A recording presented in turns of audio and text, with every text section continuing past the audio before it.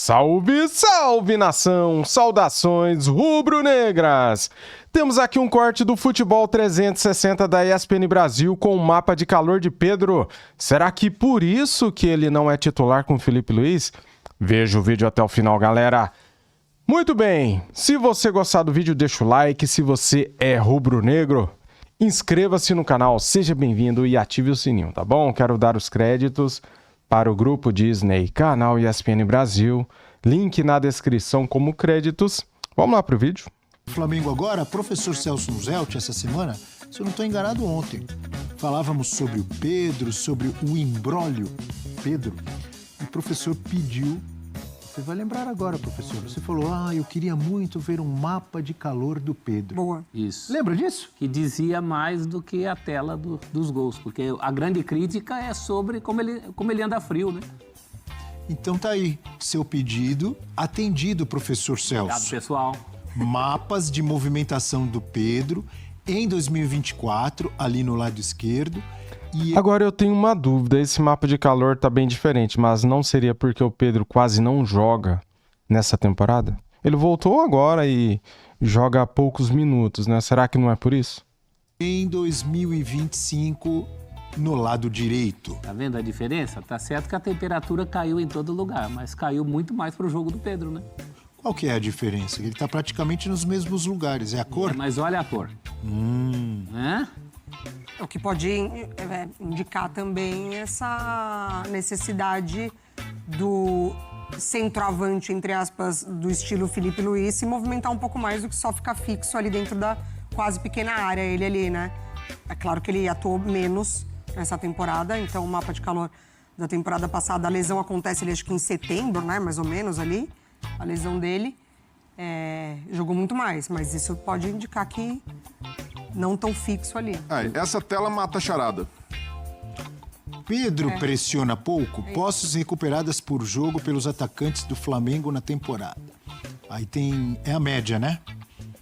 É isso? É a média. Média por jogo. Bruno Henrique, 1,27. Cebolinha, quase a mesma coisa, 1,25 de média. Juninho, 1,05. Luiz Araújo já sobe para 2,09. Michael, 1,79. E o Pedro não chega a 1 a média, 0,88. Plata e Wallace Ian. Então, o Breler vai falar agora, ele já disse que essa tela mata a charada. Eu entendo, compreendo e, repito, quero ouvir o Breler. Mas eu pergunto, e os gols marcados não contam? Não entram na equação? A facilidade para fazer gol? Ou para um atacante é mais importante roubar bolas do que fazer gol? Boa, Abel, boa. Gostei do ponto aí.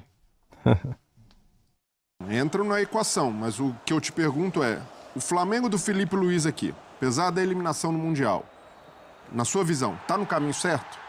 É um time que joga bem? Sim. É um time que tem um futebol vistoso?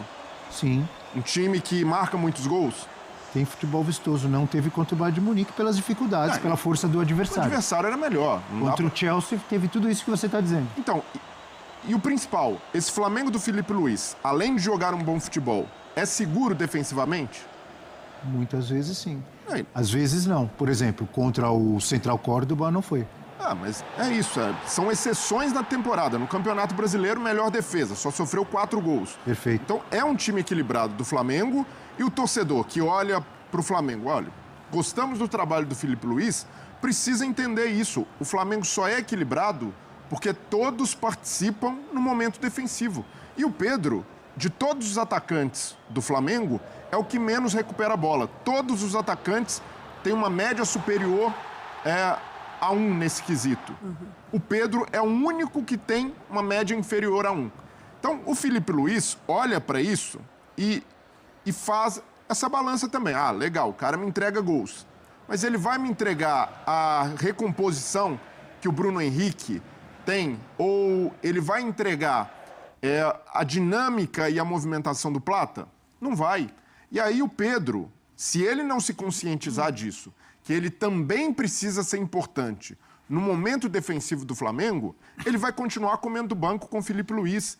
E por mais que a gente goste do jogador, eu vejo que é um equívoco tremendo Se alguém da diretoria pensa que o Pedro é descartável, tá errado.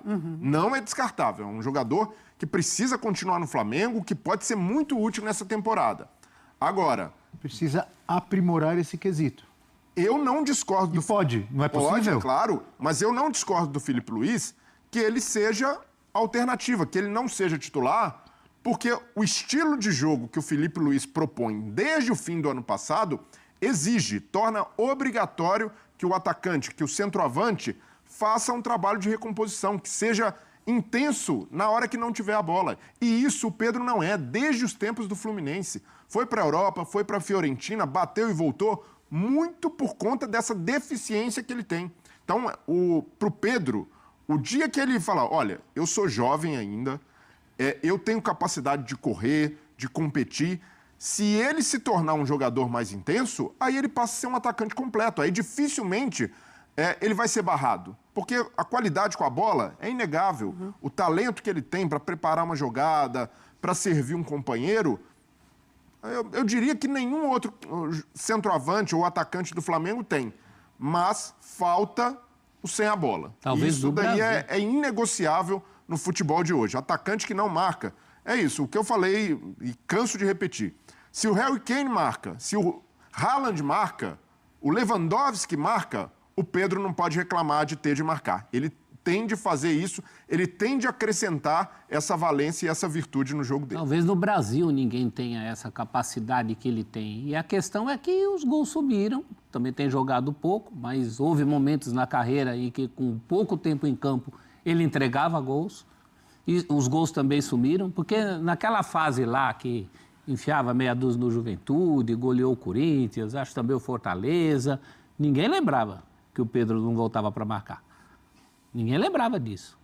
Ele estava em todos esses jogos? Estava funcionando. Não me lembro. Acho que o último grande jogo dele foi contra o Corinthians, fora outras Juventude jogadas que não fez resultaram 2. em gol e que foram maravilhosas ali saído do pé dele. Então, acho que é uma questão de autocrítica e ninguém está falando para ele passar a ser um marcador. Para ele agregar ao tudo de bom que ele já tem, isso não se ensina, um pouco mais de efetividade na frente. A gente viu o mapa de calor, não é uma questão de posicionamento. Ele está posicionado exatamente nos mesmos lugares de quando era mais intenso. Amigos, ele só não tá pegando. Amigos da produção, pode colocar o mapa de calor de novo? Olha lá, você vai ver que é igualzinho.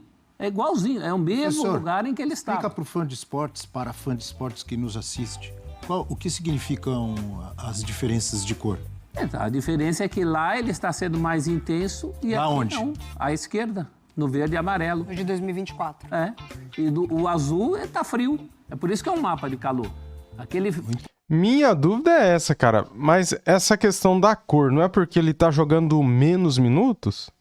Aquele Muito bem. azul é gelado, é abaixo da média 1, que o Breler falou. Só ele tinha abaixo de média 1. Ele está inclusive, ele está destoando dos demais companheiros de ataque. É aí que a coisa está pegando. Então, a gente falou isso aqui ontem, não é nada pessoal. O Filipe Luís não é um técnico que trata as coisas pro lado pessoal. O Pedro só depende dele, é uma iniciativa dele. Prof, e tem aquela história, né? O centroavante não precisa voltar para marcar. O centroavante tem de estar ali dentro da área para fazer o gol. Vou citar 2 exemplos. Igor Jesus no Botafogo, Verratti no Vasco.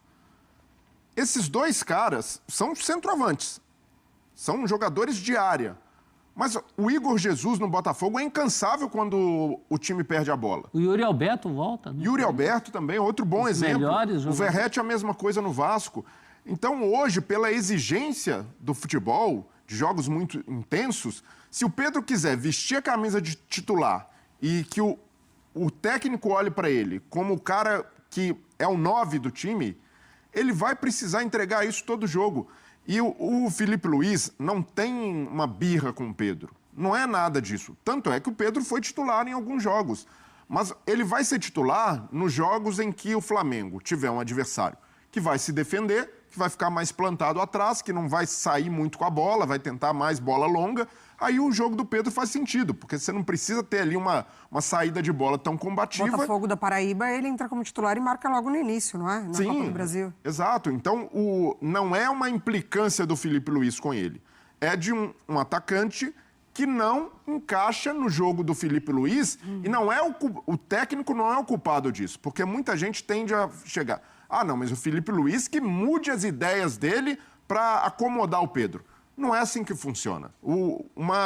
Quando o Filipe Luís é o escolhido do Flamengo, o Flamengo o escolhe justamente por ter uma identidade de jogo, por saber o que o Filipe vai acrescentar. Fosse um técnico retranqueiro, um cara ultra defensivo, o Flamengo não ficaria com o Filipe Luís, ainda mais nessa virada do ano. O escolheu por isso.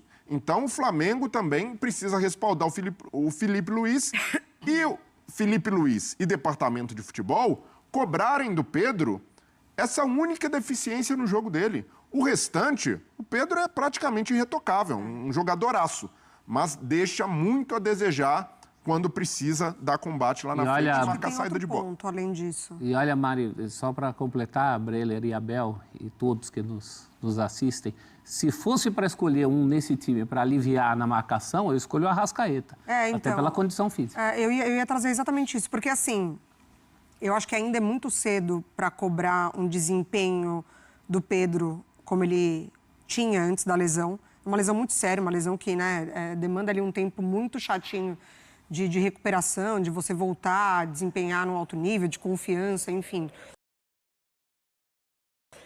Mas 2 pontos que me chamam a atenção. Um é quando, mais ou menos lá em abril, o Filipe Luís ele dá uma entrevista, num pós-jogo, eu acho, falando que sim, que ele montaria um Flamengo pensando no Pedro, quando o Pedro tivesse fisicamente num nível muito bom e depois ele volta a cobrar exatamente essa parte física do Pedro. Não, o Pedro ainda não está fisicamente entregando o que o meu time precisa que um atacante entrega. O problema é que quando o Filipe Luís ele deu essa declaração, ele dá essa declaração falando sobre a ideia de montar um Flamengo pensando no Pedro, o Arrascaeta cresce muito de produção justamente atuando um pouco mais avançado. E atuando um pouco mais avançado, você tem menos do Arrascaeta nessa recomposição também. Então, eu acho que a dinâmica do Flamengo mudou um pouco durante esse processo de você ter o Pedro de volta, Além do que o Flamengo que o Pedro deixa não é o Flamengo que o Pedro volta. É um outro Flamengo, com outro treinador, com outra ideia de jogo, com uma outra forma de atuar. Então, era o Tite quando ele se lesionou. Era o Tite quando ele se lesionou. E o Tite demorou muito tempo, para encontrar um Flamengo que desempenhasse sem o Pedro. O Filipe Luís encontrou esse Flamengo. Além de ser a melhor defesa do campeonato, é o melhor ataque do campeonato. Então, assim, quando você vê o Flamengo goleando sem o Pedro marcar, mesmo estando em campo, é um sinal. O Flamengo, ele passa a jogar muito mais com os outros jogadores. O Luiz Araújo muito mais presente, muito mais envolvido em gols. O próprio Michael teve seus momentos também entre as goleadas, enfim. O Everton Araújo. Então, assim, o Flamengo do Filipe Luís, ele ataca com muita gente, ele defende com muita gente. E eu acho que nessa dinâmica de você precisar compensar a ausência de alguém na fase defensiva, hoje é a do Arrascaeta. E aí, se você tem Pedro e você tem o Arrascaeta, você vai precisar mais ainda do Pedro, porque quem está entregando mais avançado hoje é o Arrascaeta. Então, acho que não é tão fácil assim de você simplesmente falar, não está usando porque não quer. Ou, o jogador também não está entregando. Para mim, ainda é cedo para cobrar do Pedro o que ele entregou para o Flamengo até esse momento da lesão, mas é um ponto de atenção, porque hoje depende muito mais do Pedro para além de marcar do que ele já fazia, Então, acho que está com o jogador. A situação está toda com ele, assim. Vai depender do quanto ele quer. É possível para você? O Pedro tem essa capacidade? Eu penso que sim. Para mim é. Ele vai ter que se esforçar. Ele tem 28 anos, ele não é um jogador alto, com pouca mobilidade. Ele tem essa mobilidade, ele já deu assistências atrasando muito a passada, jogando mais atrás, enfim. Mas depende do jogador, porque é um estilo que cansa mais, que você precisa entregar mais. Entregar mais no dia a dia, entregar mais nas partidas. O time não vai jogar para você. Você vai jogar para o time também. Então, acho que está nas mãos do Pedro. Nos treinos, principalmente. Isso, o dia a dia, conta muito. Para mim, não é só a questão física do Pedro, de voltar de lesão. Filipe Luís já deixou isso claro. Falta ao Pedro também essa atitude, essa boa vontade em ser um jogador completo. E aí precisa partir do jogador, porque se ele nunca tomar essa consciência na carreira, terá sido um jogador subaproveitado. Um jogador que a gente vai olhar lá na frente e falar, nossa, tinha potencial para ser o centroavante do Brasil titular em pelo menos uma ou duas Copas. Ou ele mantém uma média altíssima de, 38 gols por temporada, sabe? Tem que além de assistências. Porque aí você fala, bom, é de fato o cara que me entrega gols. Então, mas aí você consegue aproveitar. Maria, até caras que têm esse tipo de média, o Germancano no Fluminense, em alguns momentos também ele é cobrado para recompor. Olha, dá um passinho para trás, dá um carrinho no zagueiro. Se o atacante hoje não se conscientiza disso, fica para trás. Então, os melhores centroavantes do mundo são intensos, marcam saída de bola, recompõem, às vezes voltam dentro da área para ajudar na bola aérea defensiva. Se o Pedro não entender que esse papel faz parte do trabalho dele, aí não adianta botar a culpa em treinador. O que eu vejo que o Flamengo tem de fazer é não rifar o jogador também. Legal, peraí, o Pedro tem uma deficiência, vamos trabalhar internamente, vamos cobrar, boa. vamos orientar, o técnico faz esse trabalho, se precisar, coloca Preparador físico. Exato, preparador físico, departamento de psicologia, até para desconstruir, porque muitos centroavantes crescem com isso na cabeça. Ó, o seu trabalho é fazer gol. Você precisa fazer gol, o restante deixa para o time. E hoje não é assim mais. Mas se o Flamengo fizer um trabalho integrado, um trabalho em silêncio, eu vejo que o Pedro tende a ser muito útil e tende até mesmo a ser titular do time. Agora, se ficar nessa de queremos nos livrar do jogador, o Pedro se tornou um problema, ele no banco não se paga, o salário é alto, aí a diretoria vai pelo caminho errado. Eu tenho certeza que depois desse episódio, até desse desencontro de informações, a diretoria do Flamengo vai trabalhar para não rifar o Pedro, mas para tê-lo no elenco, para recuperá-lo. Eu nem digo que o Pedro está numa fase ruim. Quando ele entra, ele consegue contribuir de alguma maneira, mas é o Flamengo se conscientizar disso. Esse jogador não é descartável, por mais que tenha essa deficiência na hora de marcar. Ele contribui de alguma maneira, mas o mapa de calor mostrou que ele está numa outra rotação em relação ao resto do time. E até porque isso está chamando a atenção. Hoje o jogo do Flamengo ele não circula mais pro Pedro, né?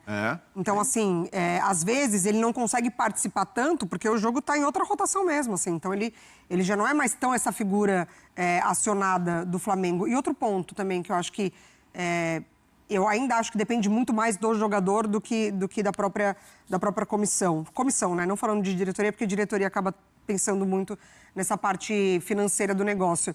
O Filipe Luís, entre várias declarações legais que ele dá, várias entrevistas, quando o Alcaraz foi negociado, lembra aquela negociação muito rápida do Alcaraz, enfim, o jogador do Flamengo que tinha chego na temporada anterior, o Filipe Luís falou assim, eu observo muito os meus jogadores durante o dia a dia, assim, eu observo todos os detalhes dos meus jogadores.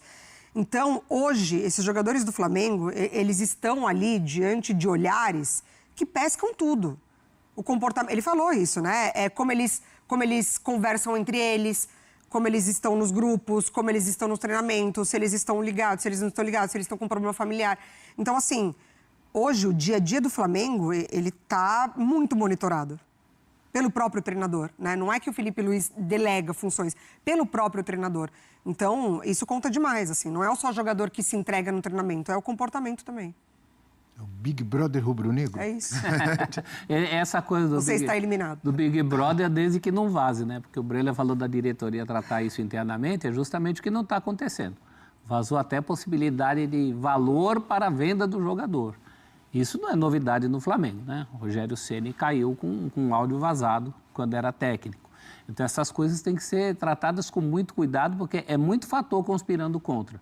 É um técnico com uma ideia de jogo que não cabe hoje no tipo de jogo do Pedro. É um time que já tem outros candidatos, a gente citou aqui o Arrascaeta, em relação a marcar menos, e um candidato que é o Arrascaeta hoje fazendo bem a função do Pedro.